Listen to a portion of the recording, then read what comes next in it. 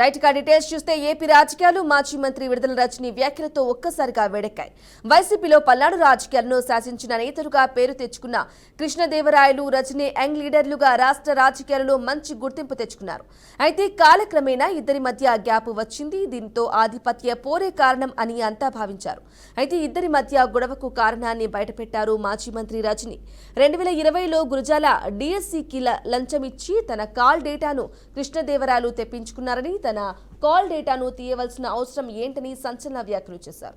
ఈ విషయంపై అధినేత జగన్ కు ఫిర్యాదు చేశారని, దీనితో కృష్ణదేవరాయల్ని మందలించారని జగన్ తెలిపారు. ఇక ఈ వ్యాఖ్యలు ఇప్పుడు రాజకీయాల్లో హాట్ టాపిక్ గా మారాయి. దీంతో ఏపీలో అధికార విపక్షాల మధ్య మాటల యుద్ధం కొనసాగుతోంది.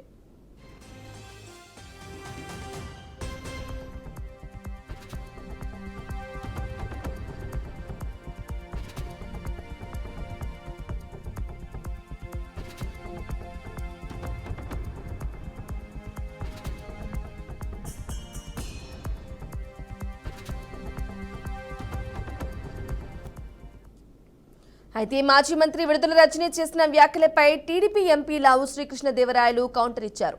రజని వేధింపులు ఎదుర్కొన్న స్టోన్ క్రషర్ సంస్థ కేసు పెడితే తనపై ఎందుకు ఆరోపణలు చేస్తున్నారని ఆయన ప్రశ్నించారు.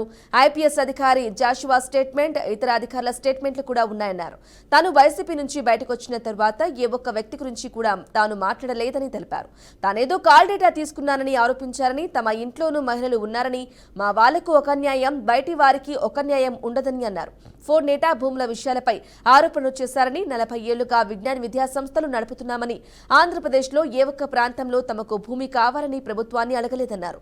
ఇలా ఒకరి మీద ఒకరు ఆరోపణలు సంధించుకుంటున్న వేళ ఎంపీ శ్రీకృష్ణదేవరాయలు వైసీపీపై మద్యం bomb పేల్చారు.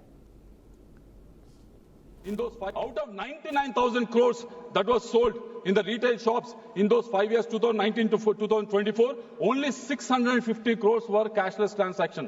So whereas in the country, where the 99,000 crores were in cash, that has happened, sir. Whereas in the country it was reversed.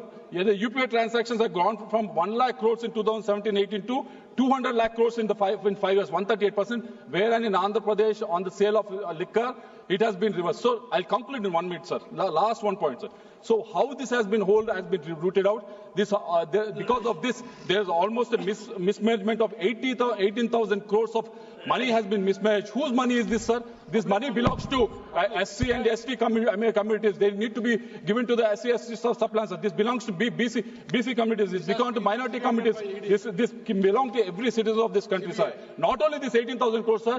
There is 4,000 crores of this money has been binami and transacted and taken out of country into Dubai and also into Dubai and Africa, sir. There's 2,000 crores of rupees that have been taken out of from Andhra Pradesh to Dubai, sir. This has been done by N. Sunil Reddy. By using N. Sunil Reddy, he used a face of one infrastructure company in Hyderabad. Through that, 2,000 crores of money has been taken out and parked in Dubai, sir. Another 1,000 crores has been parked in Africa, sir. All these belong to state of Andhra Pradesh, sir. Belong to people of Andhra Pradesh, sir. So we request the ED. We request the ED to investigate into every issue. Investigation because SIT. These are all the report. These are report given by SIT, sir. These are given by the SIT, sir. SIT has only certain extent where they can investigate, sir. But ED is the one which can verify the transaction that happens between the countries, sir. We request ED to.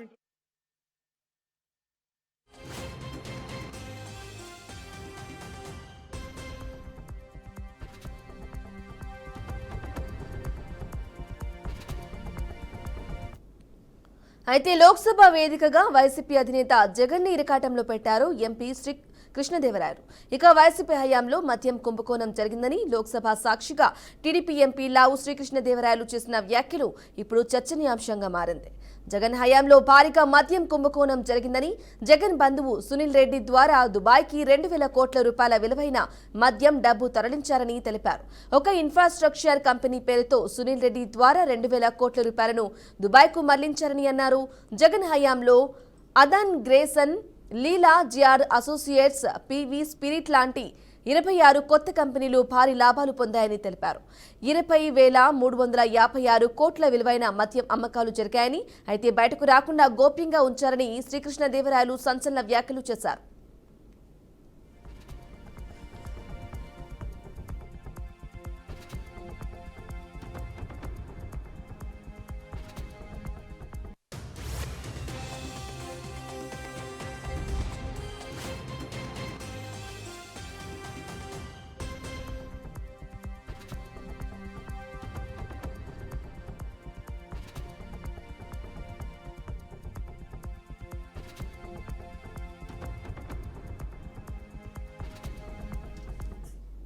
Delhi liquor scam కన్నా జగన్ హయాంలో మద్యం scam చాలా పెద్దదని, liquor ఉత్పత్తికి ముందే భారీ కుంభకోణానికి పాల్పడ్డారని తెలిపారు. జగన్ ఆధీనంలో ఉన్న సంస్థల ద్వారా మద్యం వ్యాపారాన్ని పూర్తిగా నియంత్రించి ప్రజలను మోసం చేశారన్నారు. ప్రముఖ మద్యం బ్రాండ్లను తొలగించి నాసిరకంగా ఉన్న కొత్త బ్రాండ్లను రాష్ట్రంలో ప్రవేశపెట్టారని తెలిపారు. నంద్యాల స్పై ఆగ్రో ఇండస్ట్రీస్ డిస్టిలరీలను బలవంతంగా లాక్కున్నారని, కొత్త బినామీ డిస్టిలరీలను ఏర్పాటు చేశారని తెలిపారు. ఇక తక్కువ నాణ్యత కలిగి లిక్కర్ ఉత్పత్తి చేయించారని, అలా వేల కోట్ల రూపాయలను జగన్ పార్టీ అనుబంధ వ్యాపారస్తుల చేతిలోకి వెళ్లాలని వైసీపీపై తీవ్ర స్థాయిలో వ్యాఖ్యలు చేశారు. శ్రీకృష్ణదేవరాయలు వ్యాఖ్యలపై వైసీపీ ఎలా స్పందిస్తుందో చూడాలి.